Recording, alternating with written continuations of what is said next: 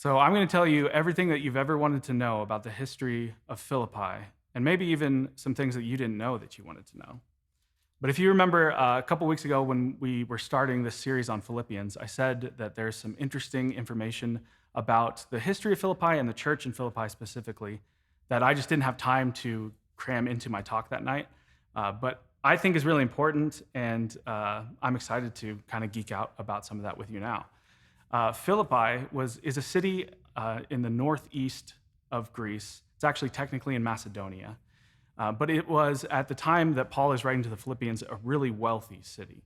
It was part of one of the most important trade routes in the Roman Empire called the Great Royal Route. And on top of that, it was an Augustan city. What does that mean? So when Julius Caesar dies, there's a civil war in Rome to figure out who the next ruler is going to be. And his handpicked heir, Octavian, who becomes Augustus Caesar, wins a really important battle at Philippi. And so it becomes like just the city that he really loves. And so he makes it an Augustan city, which means it is considered, even though it is outside of Rome, it is considered to be part of Rome. If you think of like an embassy today, if you went to a different country and went to the US embassy there, you are technically on US soil. That's how Philippi was treated. Even though it wasn't part of Rome, it was given all the benefits and privileges as though it was in Rome.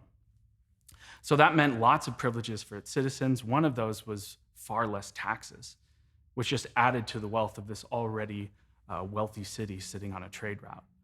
It's the most Roman of Roman cities that you can think of, the least likely place for one of the first Christian communities to pop up. One of the least likely places for maybe the most generous and the most healthy early church in the New Testament. So when Paul and his traveling companions, Timothy and Silas and Luke, show up in Philippi, it's about AD 49 or 50. And you can read all about this in Acts 16, how the church in Philippi came to be a thing. But they show up in the city, and they run into this woman named Lydia. Lydia is a Gentile woman who is converted to Judaism, but she's also a wealthy businesswoman. She created and sold purple cloth, which at that time was like one of the most luxurious things that you could have. Only royal people could afford to wear or buy purple because it was really hard to create purple linen.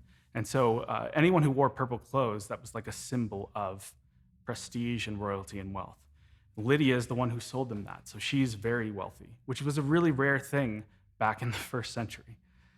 But she meets with Paul, and he tells her all about Jesus. And it says that she instantly believes what Paul is saying to her. And she asks Paul to baptize her and her entire household, which is a pretty extreme measure to take. That's not just her family. That's everyone who she employs in her house.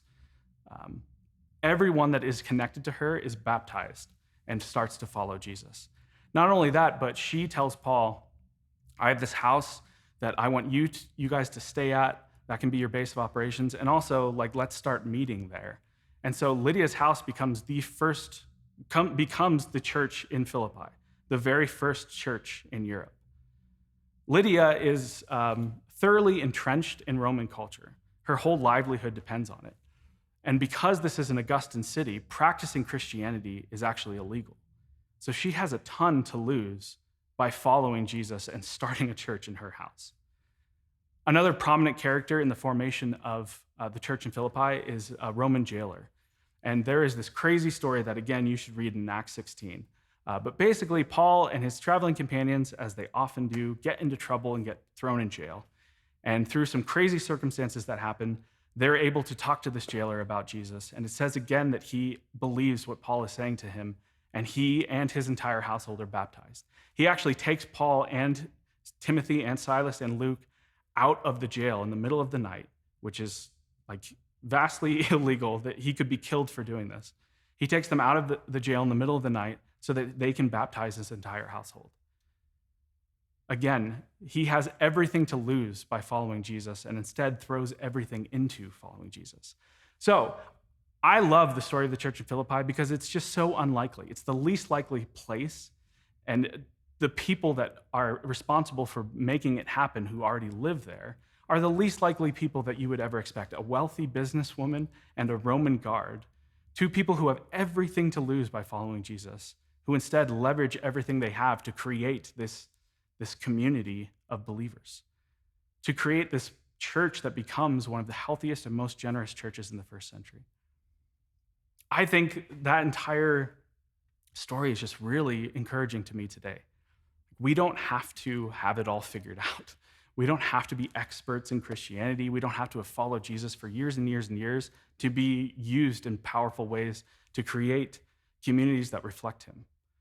It seems like all we have to be willing to do is to seek first his kingdom, to put everything else below following Jesus.